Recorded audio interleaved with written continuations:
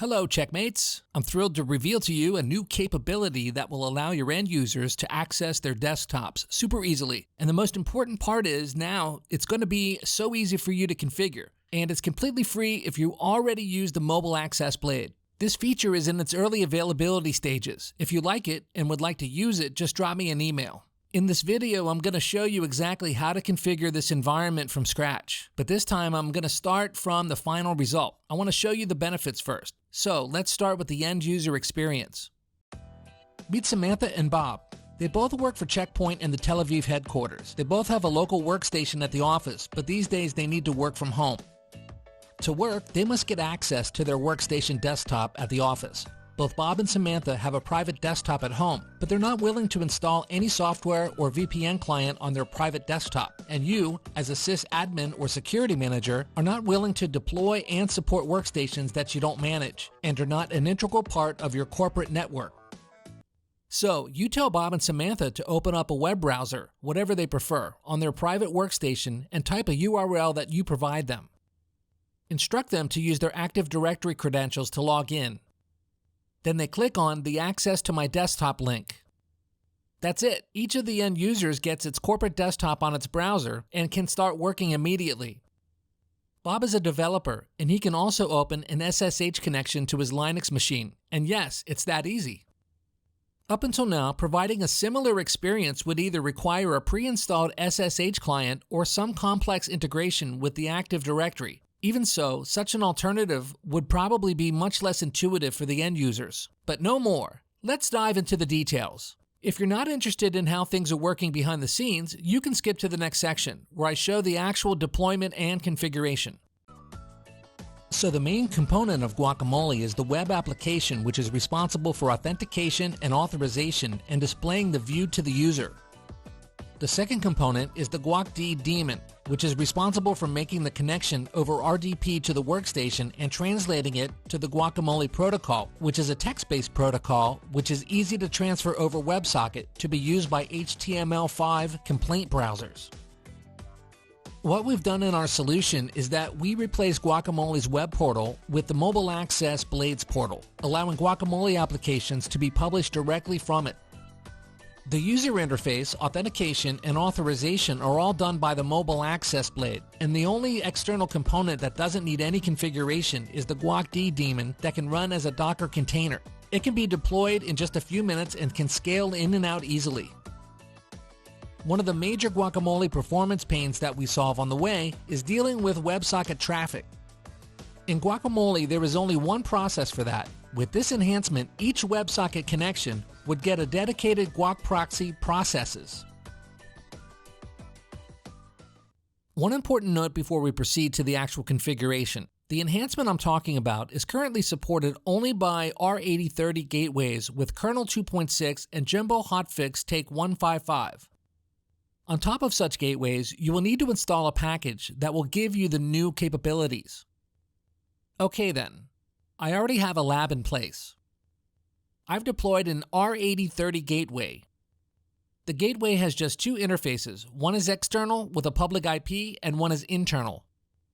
The DNS of the gateway is set to point to the internal DNS server of my organization's domain, cp.local. The gateway is managed by an R8030 security management server.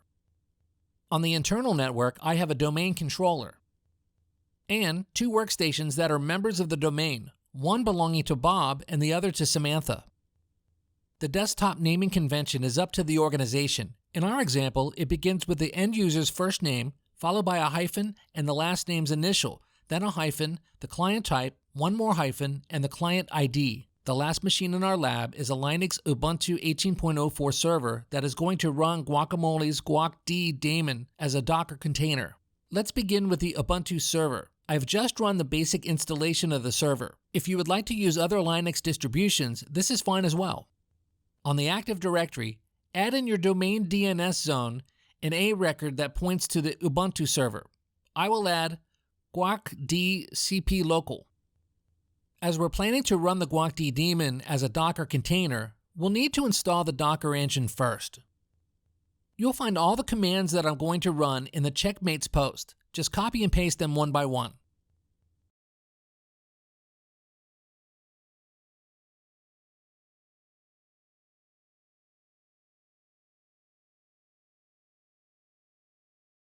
The Docker engine is now ready, and the guac image is also ready to use.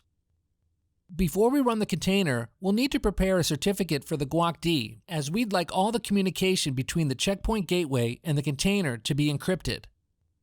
I'll create a self-signed server certificate. The most important part is to configure the certificate subject to be the same as the server's FQDN.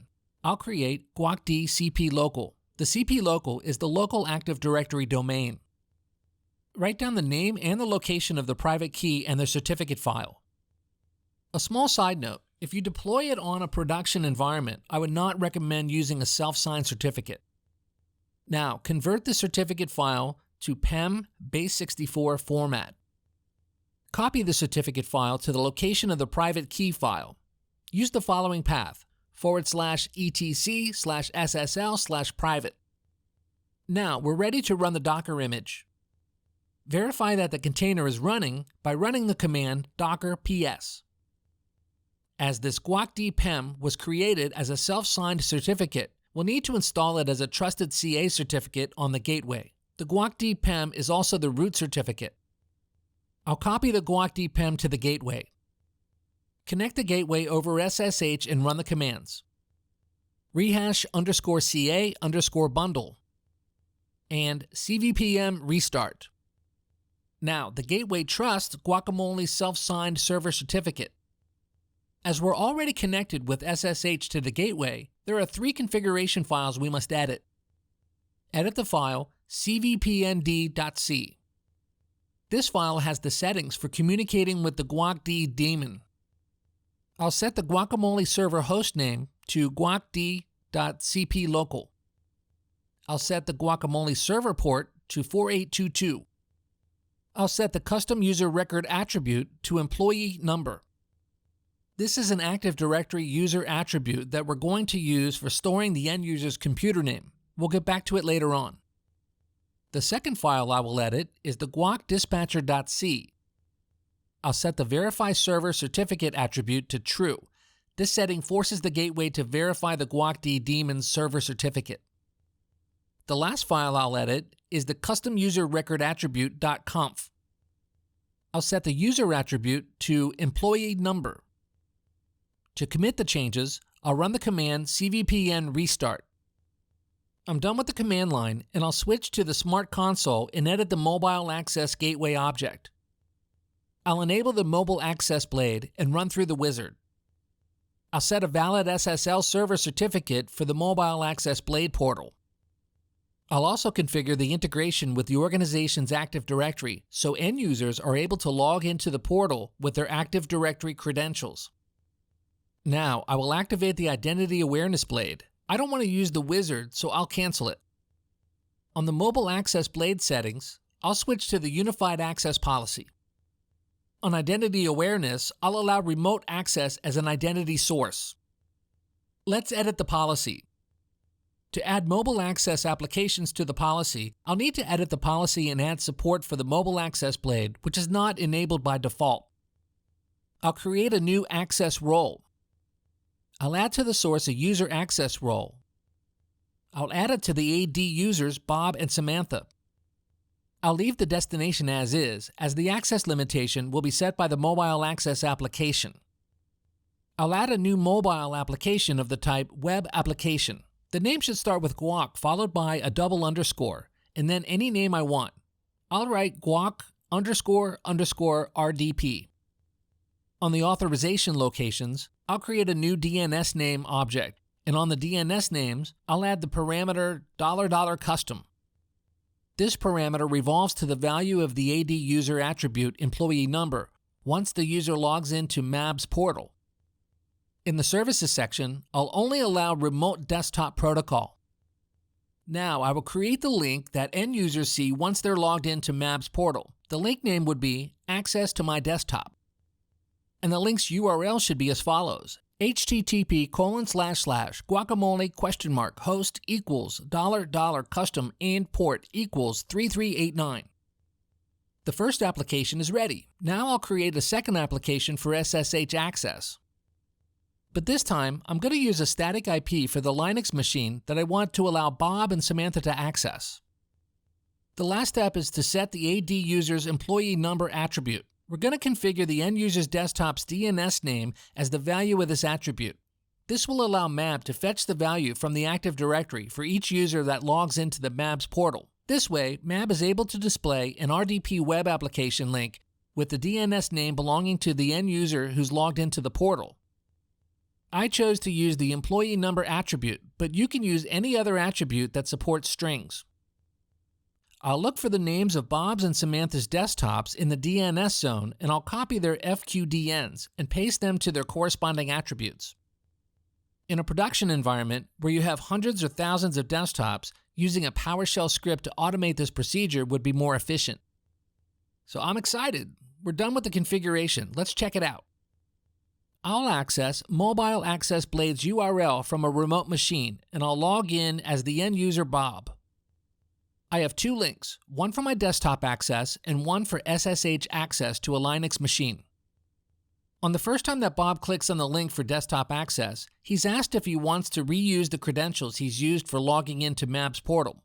As those credentials are the AD credentials, he would probably want to reuse them, so he must just add the AD's NetBIOS domain name. I'll save the settings for future use. As you can see, the application is going to use Bob's DNS machine name for the connection. This value is fetched from Bob's employee number AD attribute during login. Now, I'm connected to my desktop and I can start working as usual. As you can see, the end user doesn't have to install anything on its home computer, only a browser is needed. Now I'll use the second link, which opens an SSH session to a Linux machine. If Bob logs off and back on into MAB's portal, clicking the SSH link provides immediate access to the server, as the SSO credentials are already saved. Now let's log in with Samantha's username. When Samantha clicks on the link to get access to her desktop, the link is generated with Samantha's desktop's DNS name. Each end user is allowed access and presented with a link to its own desktop. I hope you enjoyed this presentation and are impressed by this cool feature. If you'd like to participate in this feature's EA program and get my support, just drop me an email and I'll be glad to assist you. My email is shayl@checkpoint.com. And don't forget to visit Checkmates to always be up to date. Thank you and goodbye.